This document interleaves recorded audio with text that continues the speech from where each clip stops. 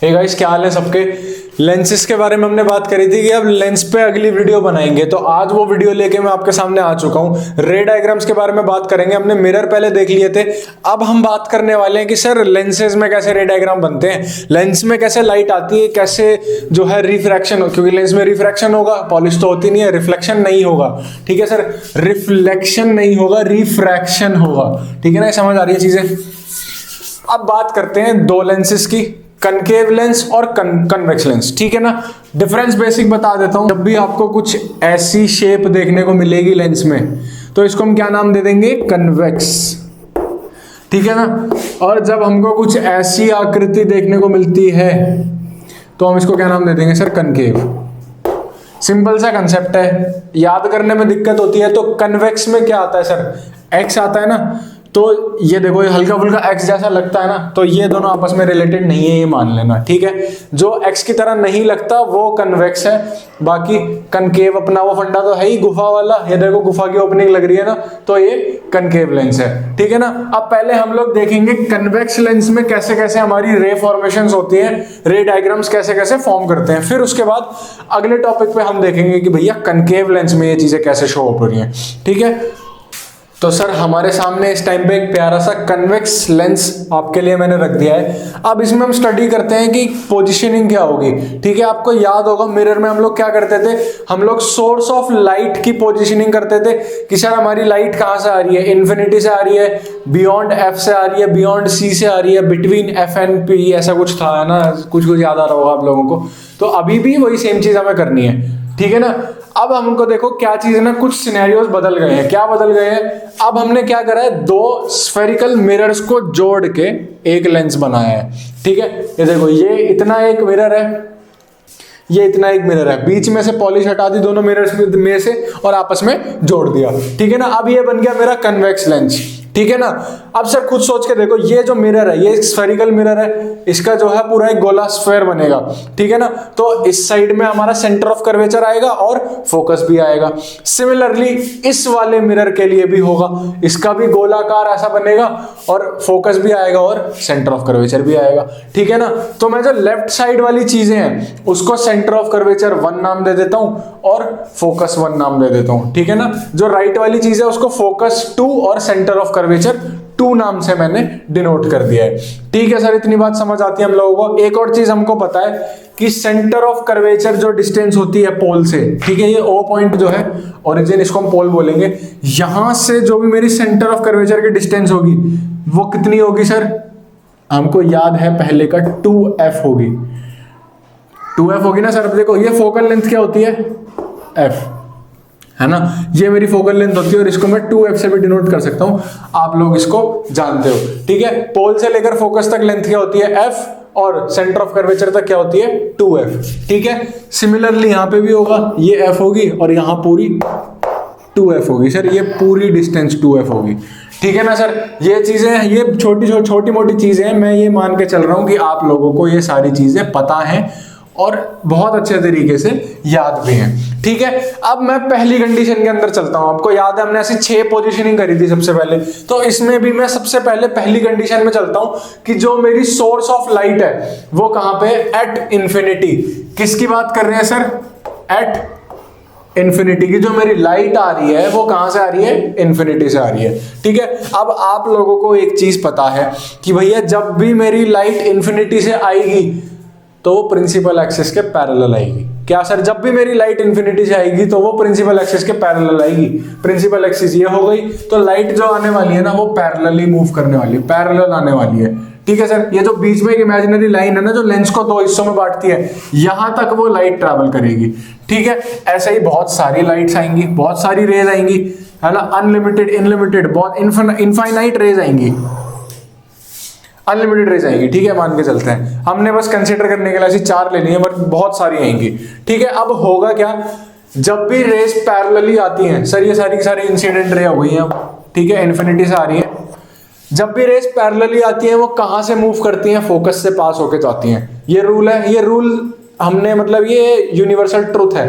ठीक है, सारे के सारे रूल जो थे वो सच है, अब इनको कोई बदल नहीं सकता है। ठीक है, यहाँ पे होगा क्या, ये सारी की सारी लाइट रेज ना हमारे लेंस के बीचों बीच तक आएंगी, फिर यहां से ये मुड़ जाएंगी कहां के लिए, फोकस के लिए। ठीक है सर, और फोकस से आगे पास हो जाएंगी। समझ में आ रही है सर, यहां से फोकस के लिए और फिर आगे पास हो जाएगी। ठीक है सर, यहां से फोकस फिर आगे पास हो गई है, फिर ये यहां से फोकस और आगे पास हो गई है। समझ में आ रही है सर चीजें। यहां पे मेरे को क्या चीज देखने को मिली, रेस जो थी पहला पॉइंट इन्फिनिटी से आ रही थी, दूसरा पॉइंट अगर इन्फिनिटी से आ रही थी तो पैरेलल एक्सिस के, वो प्रिंसिपल एक्सिस के पैरेलल होनी थी, पैरेलली मूव करी। जब भी मेरी इंसिडेंट रे पैरेलल आएगी तो फोकस से पास होके जाएगी। अब सर रिफ्लेक्शन का तो कोई केस ही नहीं है ना, रिफ्लेक्शन थोड़ी ना होगा, ये मिरर थोड़ी ना है, ये तो लेंस है, तो यहाँ पे लाइट जो है आगे चली जाएगी। कहां से जाएगी, फोकस से जाएगी, क्योंकि पैरेलल आ रही थी, तो हमने फोकस से सारी की सारी लाइट जो है वो मूव करा दी। अब देखो यहाँ पे मुझको ना कुछ ऑब्जर्वेशंस देखने को मिली है कि जो मेरी इमेज बनी है, एक तो highly diminished point size image बनेगी। ठीक है, जो भी देखो इन्फिनिटी पे क्या साइज था हमें क्या पता, बस ये पता था लाइट जो है पैरेलली आ रही है और बहुत दूर से आ रही है, इन्फिनिटी से आ रही है। तो जो इमेज बनेगी वो मेरी पॉइंट साइज बनेगी। कहाँ पे बनेगी, एट फोकस। ठीक है ना सर, कहाँ बनेगी, एट फोकस। और एक चीज आप देख सकते हो, लाइट रेस सीधी आ रही थी और ऐसे आपस में जुड़ गई, मतलब कम होती चली गई वो। ठीक है, कन्वर्ज होती चली गई। फैलने का मतलब डाइवर्ज होता है, सिकुड़ने का मतलब कन्वर्ज होता है। तो यहाँ पे जो रेस थी वो क्या हो गई सर, एक पॉइंट पे आके कन्वर्ज हो गई। ऐसे ही हो रहा है, एक पॉइंट पे आके कन्वर्ज हो गई। तो कन्वेक्स लेंस को मैं क्या नाम दे सकता हूं sir, converging lens. Converging lens भी नाम दे सकते हो, क्योंकि कन्वेक्स लेंस से जब भी मेरी लाइट आएगी ना वो सिकुड़ जाएंगी। ठीक है सर, ये पॉइंट समझ आता है। तो बाद में मैं टेबल के साथ आपको एक बार दिखा भी दूंगा। यहाँ पे इमेज जो फॉर्म हुई है वो पॉइंट साइज इमेज फॉर्म हुई है, एट फोकस फॉर्म हुई है। कहां से लाइट आई थी, फ्रॉम इन्फिनिटी। बस इतना हमको समझना है फिलहाल के लिए। अब चलते हैं दूसरे केस में, ये हमने पहला केस डन कर लिया है, अब चलते हैं दूसरे केस की तरफ। अब सर सेकंड केस में हमने जो अपना ऑब्जेक्ट है उसको बियॉन्ड सी या फिर सी की जगह पे आप लोग 2f से भी डिनोट कर सकते हो, जैसे हमने पहले देख लिया था। बियॉन्ड 2f हमने अब ऑब्जेक्ट रखी है, जो हमने ऑब्जेक्ट रखी है वो c के पीछे, यानी कि 2f के, ये f हो गया तो ये 2f के पीछे रखी है। एक बार इसकी भी फॉर्मेशन देख लेते हैं। भाई लाइट रे निकली यहां से पैरेलली निकली दो चीजों के बीच में, मतलब ये ठीक है, ये चीज समझते हो, बीच वाली लाइन इमेजिनरी लाइन है। यहां से वो फोकस से मूव करती है, भाई पैरेलल आएगी तो फोकस से मूव करेगी। ठीक है, वहीं से हेड से ही एक और लाइट रे निकलती है f1 से मूव करती हुई। ठीक है, f1 को पास करती हुई। और अगर लाइट मेरी फोकस से निकलेगी तो सर कैसे, पैरेलली मूव करेगी कि नहीं करेगी। ठीक है ना, अब वो लाइट गई पैरेलल। तो जहां पे ये दोनों लाइट रेज मूव करती है या मीट करती हैं, ठीक है, जिस पॉइंट पे मीट करती हैं उस पॉइंट पे मैं अपनी ऑब्जेक्ट बना दूंगा। सर यहां मीट कर रही है तो ये हेड है मेरा। ठीक है, ये मैंने अपनी इमेज बना दी यहां पे। ठीक है ना सर, समझ आई। बियॉन्ड, अगर अब यहां पे मेरे को ऑब्जर्वेशन क्या मिली है, अगर मैं अपनी ऑब्जेक्ट को बियॉन्ड 2f रखता हूं, तो मुझको इमेज कहां पे मिलेगी, बिटवीन f एंड 2f। ठीक है sir, between f2 and 2f2। ठीक है सर, कहां मिलेगी, या फिर आप ऐसे लिख सकते हो इमेज के लिए, बिटवीन f2 एंड c2, या तो फिर f2 एंड 2f2। ठीक है ना सर, ये 2f1 था वो 2f2 है, सिंपल सी चीज है। ठीक है सर, इतनी भी चीज हमको अब क्लियर हो चुकी है। एक बार फिर से देख लेते हैं। जब इन्फिनिटी पे मैंने ऑब्जेक्ट रखी थी, लाइट रेज पैरेलल आ रही थी, फोकस से मूव कर रही थी, तो इमेज कहां बनी, एट फोकस। अब मैंने इमेज को आगे को खिसका दिया थोड़ा सा। ठीक है, जो मेरा 2f पोजीशन है, ये 2f पोजीशन है, या फिर इसको c भी कह सकते हो आप, c1 कह सकते हो। जो 2f पोजीशन है, 2f से हल्की सी पीछे, बियॉन्ड 2f कर दिया। ठीक है, यहां से जो मेरी इमेज फॉर्म हो रही है वो बिटवीन f एंड 2f, इसको भी आप 2f2 कह सकते हो, बिटवीन f2 एंड 2f2। अब इन दोनों के बीच में मेरी इमेज फॉर्म हो रही है। कैसी इमेज है सर, ऑब्जेक्ट से थोड़ी सी यहां पर इनलार्ज इमेज फॉर्म होगी, हल्की सी, ज्यादा नहीं। ठीक है, और इन्वर्टेड होगी, उल्टी इमेज फॉर्म होगी, है ना। यहाँ भी आप देख रहे हो कि जो लाइट रेज है वो कन्वर्ज हो रही है, सिकुड़ रही है। तो ये जैसे कि कन्वर्जिंग लेंस है तो इसका नेचर ही यही है। ठीक है ना, तो ये इसके अलावा और कुछ काम कर भी नहीं सकता। अब चलते हैं अपने तीसरे केस की तरफ, जहां पे मैं ऑब्जेक्ट को रखने वाला हूं एट 2f। अब अपना तीसरा केस की तरफ चलते हैं, जहां पे अब मैंने इमेज को थोड़ी सी और आगे खिसका दिया है, एट C1 या फिर एट 2F आप इसको कह सकते हो, 2F1, ठीक है ना सर। यहां पे मैंने अपनी ऑब्जेक्ट को प्लेस कर दिया है। सर सिंपल सा केस है, ऑब्जेक्ट से फिर से एक पैरेलल रे मैं निकालता हूं, ठीक है, अपनी पोजीशन से वो फोकस से पास होती हुई जाएगी। ये चीज तो अब क्लियर हो चुकी है ना, यही कर रहे हैं हम सुबह से, है ना, तो ये हमको याद हो जाना चाहिए। फिर दूसरी रे को मैं फोकस से लेके जाता हूं, वो पैरेलल मूव कर जाएगी, और हम देखेंगे कि वो जो दोनों रिफ्लेक्टिंग या रिफ्रैक्टिंग रेज हैं जो, वो दोनों मीट करती हैं कुछ इस पॉइंट पे। ये अगर मेरा C2 है, यहां से मैं अपनी ऑब्जेक्ट बना लेता हूं, ठीक है ना सर। तो मुझे क्या पता लगता है कि अगर मैं अपनी ऑब्जेक्ट को 2F पे रखता हूं तो मेरी इमेज फॉर्मेशन भी 2F पर ही होगी, बिल्कुल एग्जैक्ट सेम साइज की इमेज फॉर्म होगी, इन्वर्टेड इमेज फॉर्म होगी, ठीक है ना। और ये मिरर कन्वर्जिंग तो है ही, ठीक है। यहां पे हमारी ऑब्जर्वेशन सब कैलकुलेट होती जा रही है। लास्ट में सारी की सारी मैं एक चार्ट के मीडियम से आप लोगों को समझा भी दूंगा। अब हम चलते हैं अपने चौथे केस की तरफ, जहां पे हम अपनी इस ऑब्जेक्ट को थोड़ा सा और आगे खिसका देंगे, बिटवीन 2F एंड F ले आएंगे, फिर वहां से देखेंगे सर क्या सीन होता है। तो गाइज आप लोगों के लिए काफी बड़ी एक गुड न्यूज है हमारे लिए। स्क्रीन पे आप लोगों को दिख रहा होगा इस टाइम पे अनअकैडमी, एक नई सीरीज अनअकैडमी पे आप लोगों के लिए स्टार्ट हो चुकी है, जिसका नाम है combat series, the most challenging battle to level up preparations and practice for CBSE 10th board exams. इसमें आप लोग क्या कर सकते हो, जो भी मेरे दोस्त 10th क्लास में इस टाइम पे पढ़ रहे हैं, मैथमेटिक्स और साइंस की तैयारी के लिए एक बहुत ही नेक्स्ट लेवल चांस है आप लोगों के पास। आप लोग तैयारी तो कर ही रहे हो, यहाँ पर आप लोग क्या कर सकते हो, साथ साथ में अपनी तैयारी को टेस्ट भी कर सकते हो और यहाँ पर अवार्ड्स भी विन कर सकते हो। कैसे, उस चीज के बारे में मैं आपको यहाँ पे बताने वाला हूँ। रिवाइज, प्रैक्टिस, विन, सारा का सारा सिस्टम आपको अनअकैडमी ने दे दिया है। आपकी तैयारी जहां भी चल रही है, जैसी भी चल रही है, आप अनअकैडमी पे आके उसको रिवाइज कर सकते हो, अपनी तैयारी को और पक्का कर सकते हो, प्रैक्टिस कर सकते हो, और यहाँ पे इस कॉम्बैट सीरीज का पार्ट बनकर अवार्ड्स भी जीत सकते हो। Get set to ace CBSE 10th board exams. आपकी बोर्ड एग्जाम्स की तैयारी बहुत जबरदस्त हो जाएगी यहाँ से, और एक फन चैलेंज में आपको पार्ट लेने का बहुत नेक्स्ट लेवल एक अपॉर्चुनिटी मिल रही है। रिवाइज, प्रैक्टिस, विन, जैसे हमने आपसे अभी बात करी, तो सबसे पहले तो यहाँ पर हमारे पास 4 फैसिलिटीज हैं। सबसे पहले तो स्कोरिंग की, आपको स्कोर से अपनी कैपेसिटी के बारे में पता लग जाएगा, लीडर बोर्ड पे आपका नाम आएगा। जैसे जैसे आप अच्छा परफॉर्म करते जाओगे, आप लीडर बोर्ड पे ऊपर ऊपर आते जाओगे, आपकी रेटिंग्स इंप्रूव होती जाएंगी, आपकी रैंकिंग्स वहां पर इंप्रूव होती जाएंगी, और उसके बदले में आपको मिलेगा क्या सर, आपको वहां पे अवार्ड्स मिलेंगे, बैज ऑफ ऑनर आपके अकाउंट में, आपकी प्रोफाइल में एड अप होते चले जाएंगे। K10 कॉम्बैट फॉर्मेट में आपके सामने प्रेजेंट कर रहा हूं। 10th क्लास के लिए ये सीरीज चालू की गई है। 40 मिनट्स का यहाँ पर एक टेस्ट एक्सपीरियंस होगा, आपको 40 मिनट्स के यहाँ पर टेस्ट जो है सीरीज उसको कंप्लीट करना होगा। 30 सुपर क्वेश्चंस होंगे जो कि आपके लिए मोस्ट वैल्यूएबल होंगे, आपके एग्जाम्स के पॉइंट ऑफ व्यू से और कंपटीशन के पॉइंट ऑफ व्यू से। ऐसे ही 6 टेस्ट सीरीज आपके लिए लाई जाएंगी। नेगेटिव स्कोरिंग रहेगी, तो जो भी आप लोगों को वहां पर आंसर्स देने हैं, बहुत सोच समझ के देने हैं, वहां पे तुक्का नहीं चल पाएगा, आपकी परफेक्ट नॉलेज की टेस्टिंग हो जाएगी। हिंदी और इंग्लिश 2 लैंग्वेजेस में ये टेस्ट आपके लिए अवेलेबल है, और अगर आपको कुछ क्वेश्चंस के आंसर नहीं आते हैं तो उनसे रिलेटेड टेस्ट के बाद उनके वीडियो सॉल्यूशंस भी मिलेंगे, सॉल्यूशन मिलेंगे, पूरी डिटेल में सारे के सारे सॉल्यूशन आपको वीडियो के द्वारा प्रोवाइड किए जाएंगे। ये मैंने आपके सामने जस्ट एक डेट शीट रखी है इस टाइम पे, जैसे कॉम्बैट 1 2 3 4 5 6 हमारे कॉम्बैट्स होने वाले हैं, ठीक है। डेट्स आपके सामने है 31 जनवरी, 14 फरवरी, 28 फरवरी, 14 मार्च, 28 मार्च एंड 11 अप्रैल। तो यहाँ पे क्या है ना, आपके सामने सारी की सारी डेट्स आ चुकी हैं, सारे के सारे टेस्ट के सीरीज, आपके पूरी डेट शीट मिल गई है, टाइमलाइन मिल गई है, और ये सिर्फ 2 ही सब्जेक्ट में आप लोगों को देखने को मिलेगा, मैथमेटिक्स और साइंस में। साथ साथ मैं आपको सिलेबस भी बता देता हूँ कि NCERT के अपडेट्स को मिला के कैसे मैथमेटिक्स और साइंस का सिलेबस हम लोगों ने सेट किया है। अगर आप मैथमेटिक्स का देखो तो ये कुछ चैप्टर्स आपको स्टडी करने पड़ेंगे इस कॉम्बैट में इनरोल करने से पहले। Number systems, algebra, coordinate geometry, trigonometry, geometry, mensuration, statistics and probability. साथ साथ में साइंस की अगर हम बात करें तो chemical substances, world of living, natural phenomena, effects of current and natural resources, ये सारे वो चैप्टर्स हैं जिसके अंदर से आपके सारे के सारे टेस्ट लिए जाएंगे, और जिनकी प्रिपरेशन आप अनअकैडमी पर से ही कर सकते हो और हमारे वीडियो से भी कर सकते हो। साथ साथ टेस्ट के बाद हर एक जो भी आपको क्वेश्चन नहीं आता, हर एक क्वेश्चन का डिटेल्ड वीडियो सॉल्यूशन मिलेगा, वो भी वर्ल्ड के बेस्ट एजुकेटर्स से। तो ये बहुत बड़ी अपॉर्चुनिटी है आप लोगों के लिए। Live combat to know how well you perform amongst the 1000 of learners in India.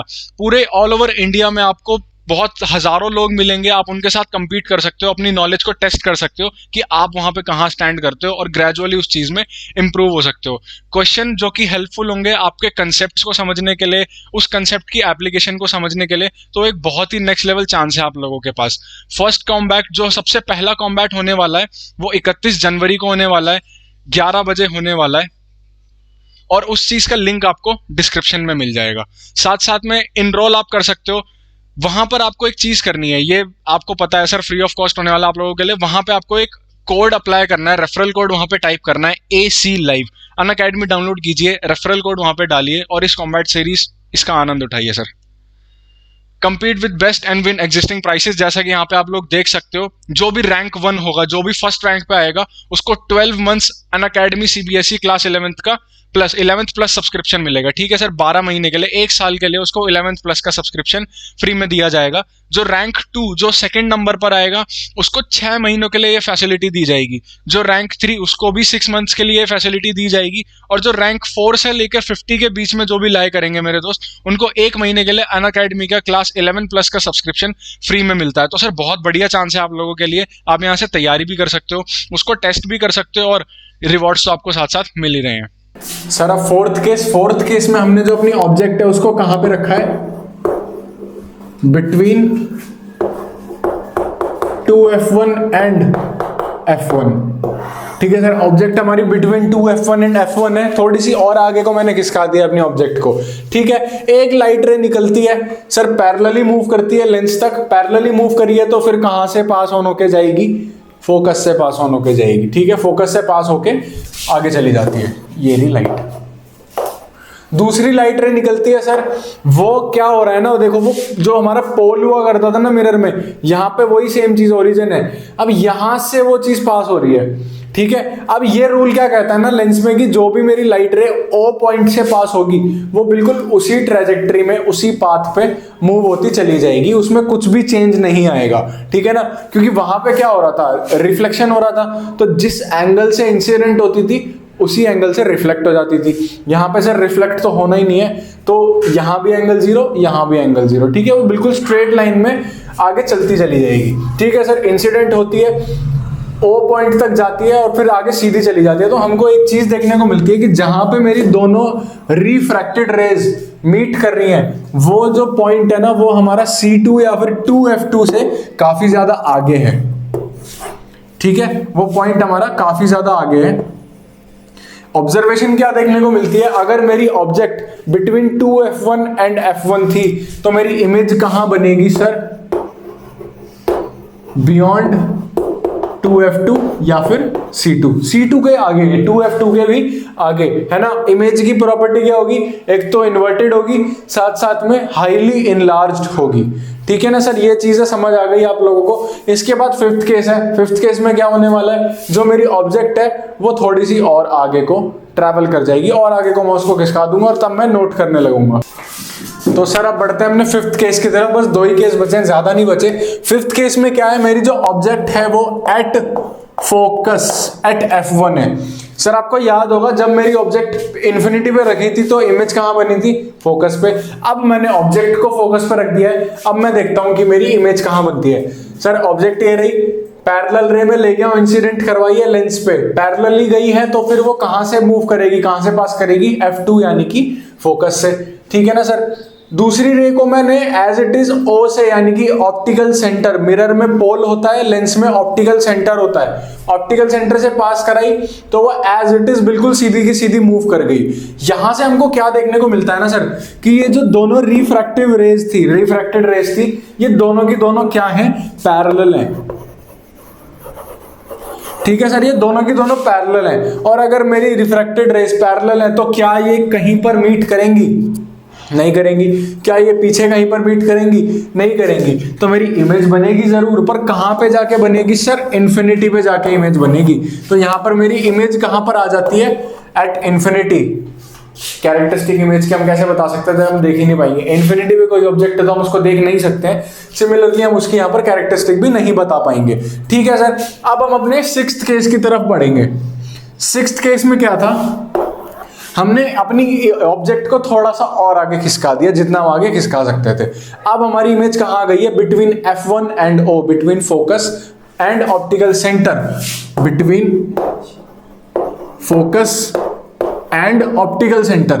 अब सर यहां से देखो कैसा सिनेरियो बदलता है। मेरी ऑब्जेक्ट थी, मैंने उसके टिप से, हेड से मैंने पैरेलली एक रे मूव कराई लेंस के बीच वाली लाइन तक, ऑप्टिकल सेंटर गई एक्सिस तक, ठीक है। वहां से वो जो रिफ्रैक्शन हुआ वो फोकस पर लेके गया मेरी लाइट रे को, रिफ्रैक्टेड रे मेरी फोकस से पास हुई।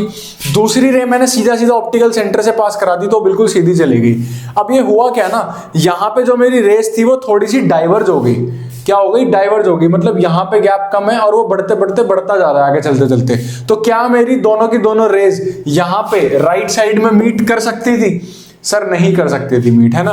तो फिर हमने क्या कंक्लूजन निकाला? यहां तो मीट नहीं कर सकती, हमने इमेजिन कर लिया कि ये लाइट रेस पीछे की तरफ को मीट कर रही है, ठीक है। हमने उधर को इनको मीट कराया यहाँ कहीं, और यहां से हमने यहाँ कहीं को ये मीट करी और हमने यहां से इसकी इमेज फॉर्मेशन कर दी, ठीक है सर। अब जहां पे मीट करी है वहीं पे मैं अपना हेड बनाता हूं ऑब्जेक्ट का, ठीक है। तो यहां पे मेरे को एक ऑब्जेक्ट तो मिल गई जो मेरी रियल ऑब्जेक्ट थी उसके पीछे मिली, ठीक है सर।